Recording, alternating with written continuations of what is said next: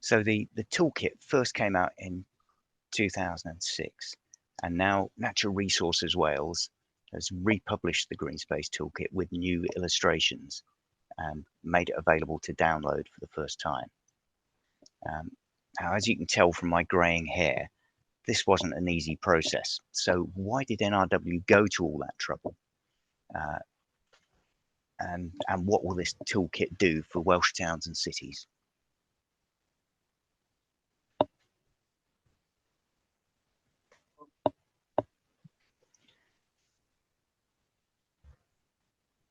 So first, a bit of background.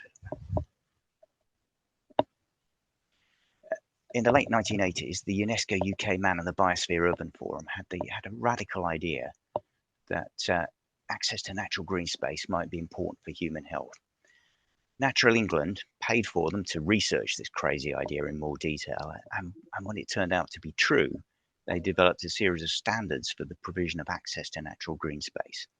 They then developed a toolkit to help local authorities apply those standards, and it was at that point I consulted with local authorities in Wales to discover if the standards could be applied here. Well, it turned out that it was possible, so we developed a toolkit for Wales, which included clarification of points requested by Welsh local authorities. We published the toolkit on CD back in 2006 because in those days it was too big to email. By 2011, we had enough feedback to revise the toolkit and we republished it. And right from the start, copies of every incarnation of the toolkit have been sent to each Chief Planning Officer in Wales. Some of the references to legislation in the 2011 toolkit were getting out of date, and NRW couldn't put it on the internet in the old CCW livery. So we did a load of minor corrections and also made it accessible for people using screen reader software for the visually impaired. Well, now you can download the toolkit from NRW's website. In 2009, the standards advocated in the toolkit were recommended in Planning Policy Wales Technical Advice Note 16 on sport, recreation and open space. So local planning authorities can use the toolkit to require the proper provision of accessible natural green space in new developments.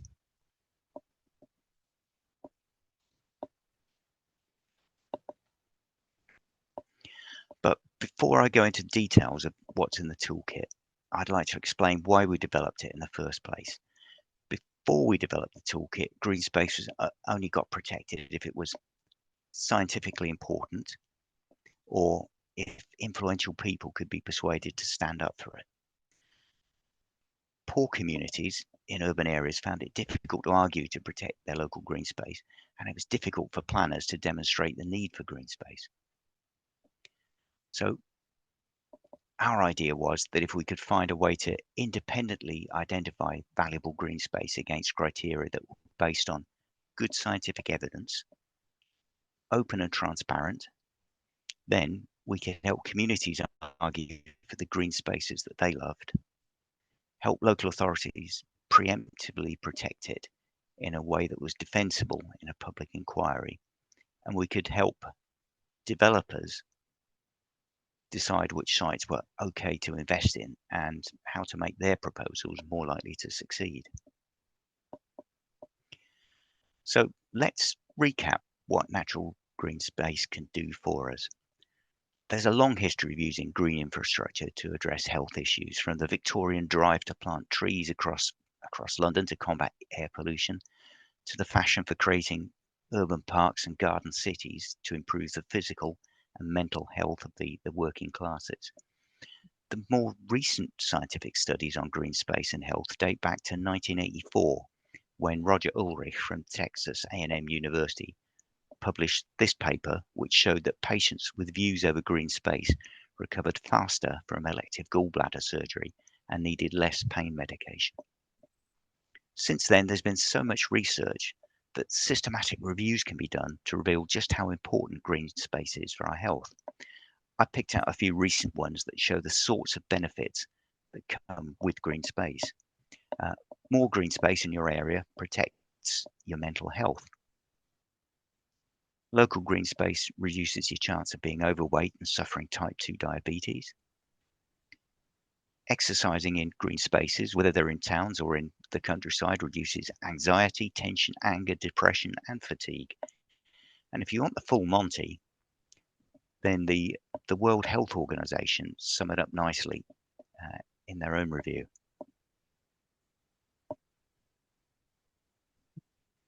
Now, the weight of evidence shows that access to well-managed green space is critical for our health and well-being.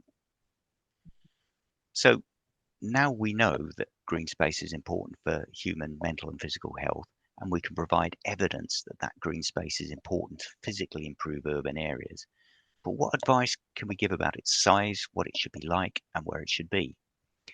Well, size does matter, at least in green space terms. Larger urban parks with a variety of facilities and features tend to be more popular, better known, and more frequently visited. Most users of urban parks travel on foot, and given the prevalent car culture in Britain, despite our 20-mile-an-hour speed limit in urban areas in Wales, it's still unsurprising that people don't want to walk that far to get to a park. Either they won't abandon their own car for very long, or they walk in fear of being hit by somebody else's. Green spaces have to feel safe to get to and to be in. Going over busy roads or through scary looking places into areas that look underused or under-maintained are real deterrents to access to green space.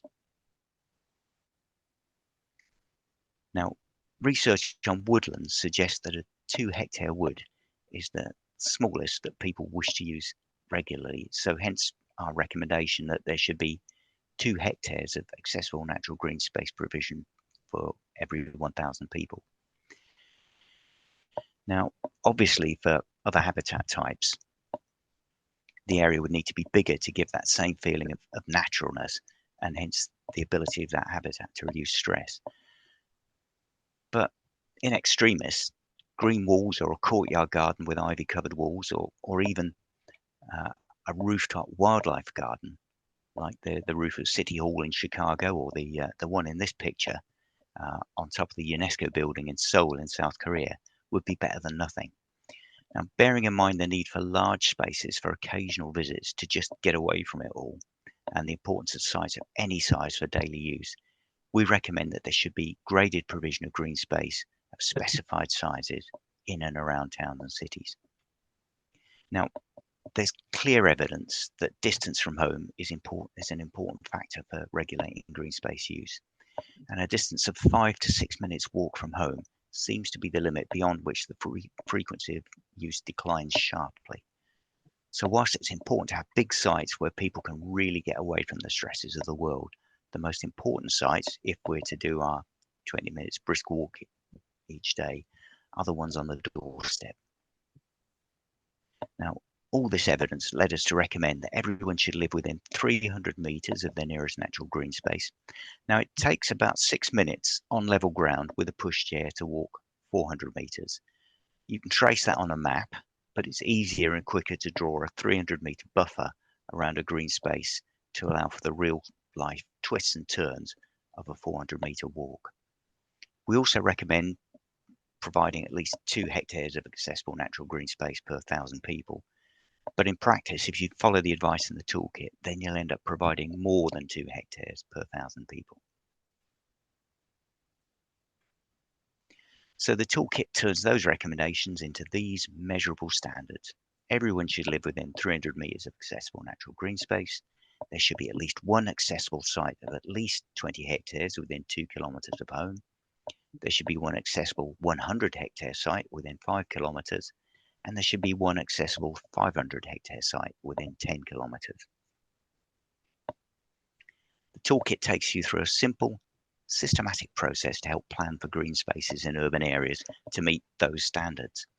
So firstly, you've got to decide and maybe get permission that you're going to access your accessible natural green space. Then you need to decide the boundaries of your study area and work out where you'll get your data. Then you build up an inventory of every green site in the study area, regardless of what it looks like or how accessible it is. And then you mark the sites that are not natural, leaving you with an inventory of natural sites. Then you mark the sites that people can't get access to, leaving you with an inventory of accessible natural green spaces. Then you've got to relate those sites to where people actually live, map the places where there's insufficient green space to meet the standards of provision, and then decide what you're going to do to correct any deficiencies, which means focusing on sites which aren't natural or aren't accessible and deciding if you can do anything to change them to be more accessible or more natural before checking how everything's worked out and going around the cycle again. So let's go through a worked example and see how to follow the process. When we first developed the toolkit for use in Wales, Wrexham County Borough Council kindly agreed to test it in real life conditions, and they decided to concentrate their study on the area immediately around the town of Wrexham itself, and that's within that red line there. Now, please bear in mind that Wrexham have since gone on to bigger and better things, and I'm using their initial study from all those years ago as an example. So even though Wrexham chose for experimental purposes to concentrate on the town within that red line, you'll see they mapped all the green space in the county borough. And that's really worth doing because even in a village, some housing estates might leave some residents over 300 metres from the nearest green space. Once they'd started to decide the project and set the boundaries of the study area, Wrexham used all the existing maps, aerial photographs, and green space inventories that they could find to create a list of candidate green sites. Now, it's worth noting that Wrexham contacted local communities and discovered a lot of unofficial green space that didn't appear on any previous inventory. I can't stress how important it is to contact local communities and to harness their local expertise. When they'd done all of this, Wrexham created this map of all their green space within that red line on the first map. They then had to decide which sites were natural. NRW's toolkit helps users decide if a site looks sufficiently natural to provide the required benefits to human health and well-being. So, for example, highly managed spaces normally don't give as much benefit as more extensively managed sites. In fact, research shows that every sign of human intrusion reduced visitors' pleasures of experiencing nature in urban green space, with rubbish and signs of vandalism being particularly negative in this respect. And the toolkit gives extensive advice, diagrams and picture examples to help guide you on how to decide what's natural in this context and what isn't. So Wrexham's natural sites map then looked like this in the north and like that in the south. To provide the physical health and mental well-being benefits, green space must be accessible to people when they need it. So Wrexham used the guidance in our toolkit to decide which sites were actually accessible. Now, some sites, whilst they might be good for absorbing pollution, rainwater, or for giving a home for nature, are not good for people because you can't get in. Even some nature reserves don't count as accessible natural green space because the public aren't allowed in, either because it's too dangerous for the wildlife or too dangerous for the people. The toolkit helps users decide if a site's accessible. If you can only see into a site, then we call it proximate access. Now, other places might not be fenced off, but you wouldn't want to go there because of where you might have to pass through or because they feel unsafe or uncared for when you get there. We'd say these sites are only conditionally accessible. The toolkit gives guidance and definitions to help you work out degrees of accessibility. So when they analyse their sites, Wrexham's accessibility maps look like this in the north and like this in the south. The next step was for Wrexham to put the data together to give an overall picture of where there was accessible natural green space in the study area. Now, as you might be able to see from the key, they classified the green space by size to help them decide if they met all of the NRW standards for green space provision. And then finally, Wrexham put all the data together to see how they met the 4 levels of accessible natural green space provision recommended in the toolkit. They found that most of the town was adequately within reach of the very large 500 hectare sites. A lot of the town had sufficient access to the 100 hectare sites. Much of the town had access to the medium 20 hectare sites, but large areas of the north of the town had insufficient access to sites within 6 minutes walk. These areas of deficiency are those that aren't covered in those yellow areas, which are the 300-metre buffer around the accessible natural green space sites. And you'll remember that these sites are the sites that are crucial when it comes to getting to people to get to visit them every day to remain fit and well.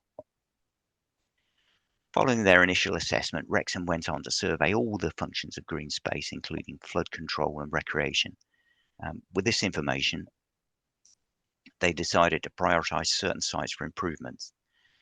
They chose the sites to assist the largest number of people and to ensure that every electoral ward within the city had a priority site, which was a rather pragmatic way to ensure continuing cross-party political support for this work. So if you want to use the Greenspace Toolkit, where do you start? Well, a good place is Data Map Wales. If you work for a local authority or a public body as a staff member or contractor, then you can get access to the green infrastructure dataset on Data Map Wales. Every local authority in Wales has classified their urban green space, and it's available on Data Map Wales in the green infrastructure dataset. Some authorities have done this in more detail than others, but it's a good place to start your analysis using the Greenspace Toolkit. Now, the good thing about Data Map Wales is that you can easily overlay other data sets to see green spaces in context. So the blue shading across this map shows an area of high deprivation, and the multicolored shapes show different kinds of green spaces. You can start to work out where people might have most need of access to green space and see if they really do have enough of the right kind of green space, of the right size, in the right place to meet their needs. The possibilities using the toolkit are endless. The late great Cliff Prout was a genius at raising funds to restore community green spaces like this one in Old Colwyn. But I do wonder how much more he could have achieved by using the Greenspace Toolkit to provide evidence to funders. I could go on about this all day, but I think we'll get more out of the discussion where I can attempt to answer your specific questions. So I'll start with the ones from the chat, and then let's see how the conversation builds from there.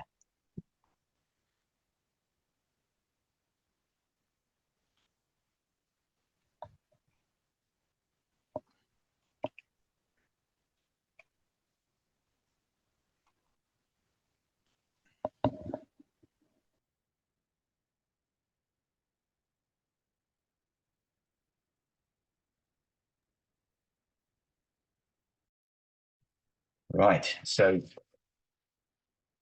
here I am back again.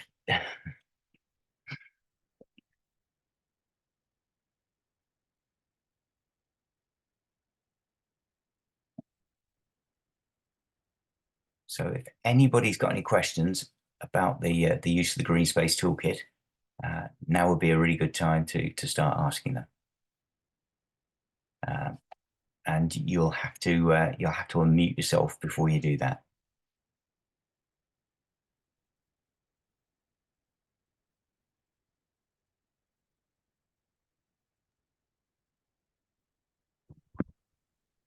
It sounds like I'm definitely going to have to get access to the green infrastructure data on our data map in Wales. It sounds really interesting, very useful.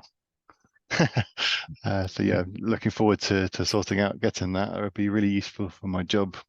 I think there is a lot of focus around trying to map green spaces through Carmarthenshire and local places for nature, and within Carmarthenshire County Council for their green infrastructure projects. So it makes a lot of sense to use the input from, well, the details that you're talking about in your presentation. It would link in very well, be very relevant, I'm sure.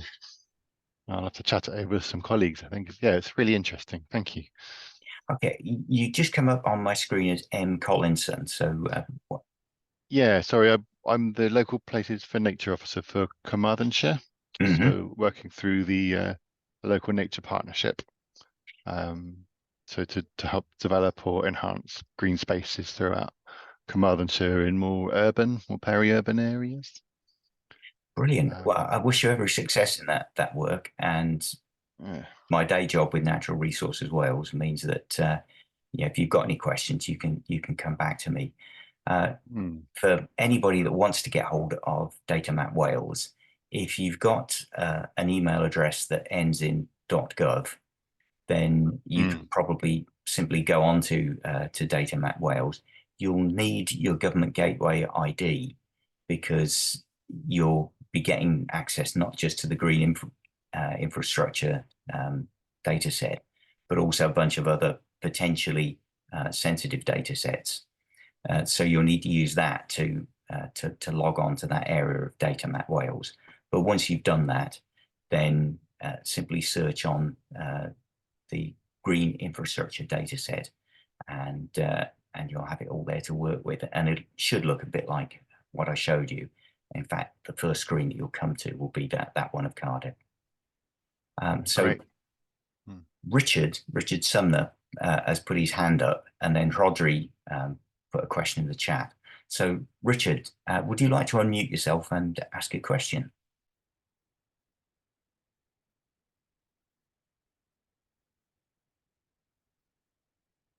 While Richard's trying to work out how to unmute himself, I find the best way to do that is to click on participants, and that should show a list of participants on the right-hand side of your screen. And then there we go. So Richard, you should be able to speak now.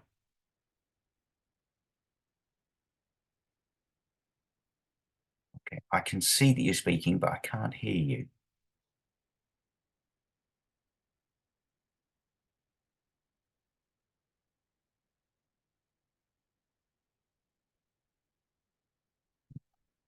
So Richard, while you're thrashing your way through the technology, can I ask Rodri Edwards to unmute himself and ask the question that he's put in the chat?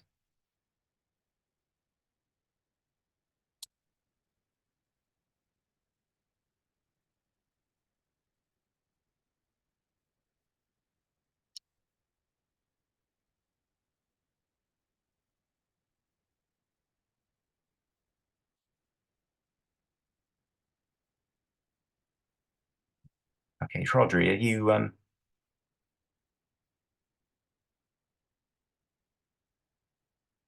are you still with us?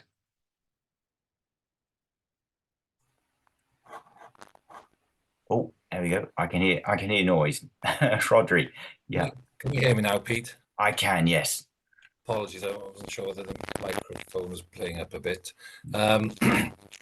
Yeah, a quick sort of question trying to sort of summarize a complex situation. We've had sort of discussions about this separately, and in Cardiff, in our sort of within planning policy, the focus is on sort of providing for recreational open space, land for play, sport and recreation, adopted standard of 2.43 hectares per 1,000. And while that is important, it's important we have those space and secure them and within new developments. I think there's sort of scope to sort of promote sort of accessible natural green space more, and as we looked at sort of look at possibly sort of adopting a standard for accessible natural green space, the 2 hectare per 1,000 sort of recommendation. But I think the concern in Cardiff, there's a lot of areas, particularly the Northern Arc, has provision way above that amount, and I was, the concern was if there was sort of development sort of proposals coming in for areas of natural green space in those areas, planners might say, look at it, well, you've got loads of natural green space in that area, and there might be a sort of justification for them to develop that areas on the basis that they believe it's a surplus. The problem, what I'm saying, I think the problem with target standards, often planners will work down towards them as opposed to sort of try and preserve and retain what they got. So I'm just wondering, as to how we could, counteract that. Obviously, there'll be other policies in place to protect sort of natural green spaces, sort of trees, woodlands, sort of ancient woodlands, sort of sites of importance for nature conservation, etc. But yeah, just if you had any thoughts about that, that areas which are over the recommended standard. Yeah, that's a really interesting one. I think you've given part of the answer there yourself, in that there's there are a wide range of supplementary planning guidance available to planners. In particular, things like landscapes, protecting protecting skylines, protecting historic sites, protecting sites which have got a designation for nature conservation, whether they're sites of special scientific interest, or whether they're local sites of natural interest, so-called sites of interest for nature conservation, sinks, or they've got a variety of names across the United Kingdom.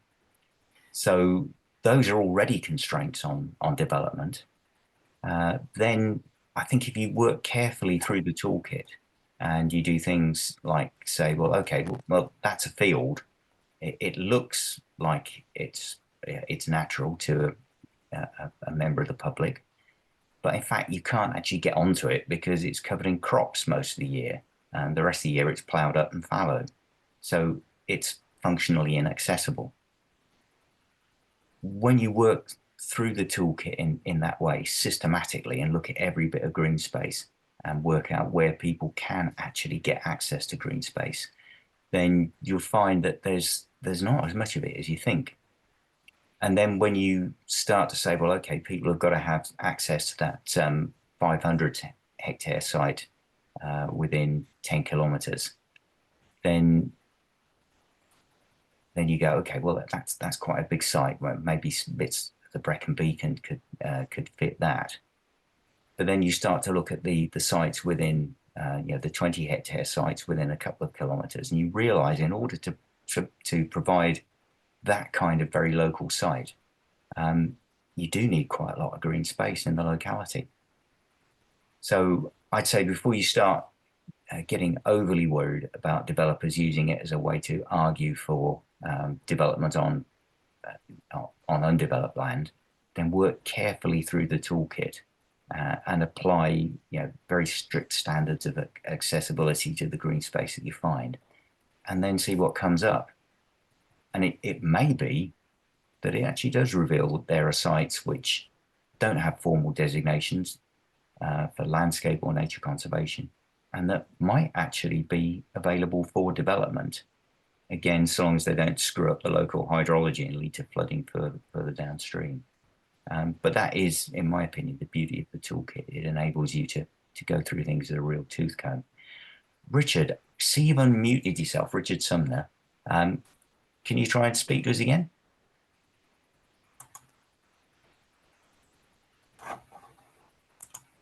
I can hear clicking noises, so,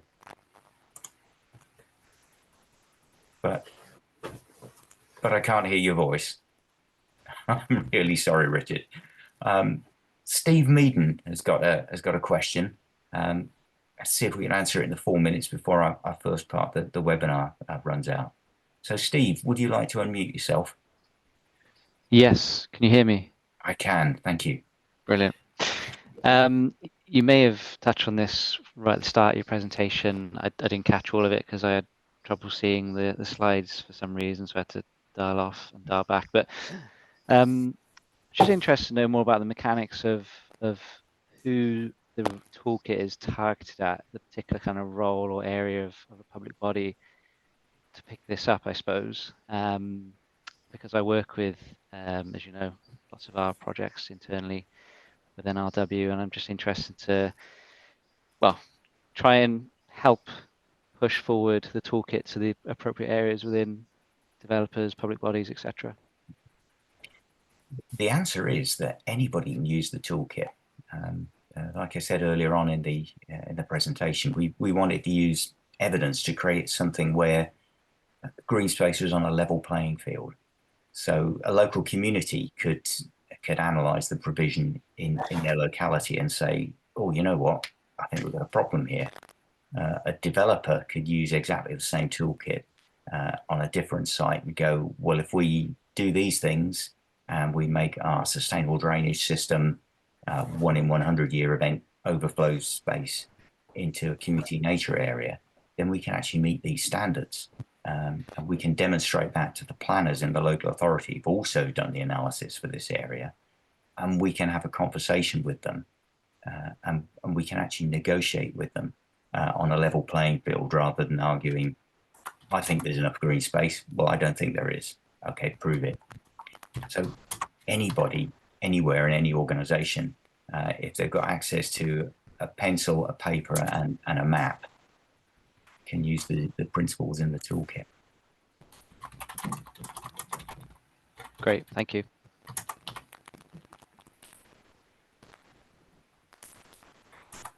So I'm just looking at the timer for Zoom. It's going to cut us off in about 1.5 minutes.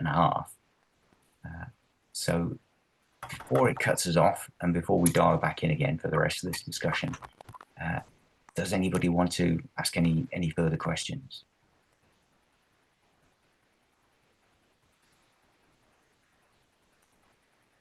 If you do, raise your hand or unmute yourself.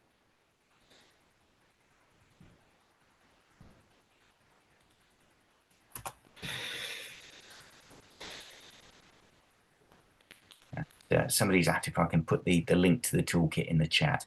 Can't do that at the moment, but what I will do is I will put a comment on the video when I post it to YouTube later on today with a link to the toolkit. And I'll also make sure that I send a link to the toolkit out to everybody who's actually signed up for the Green Space Forum, sorry, the Green Infrastructure Forum mailing list.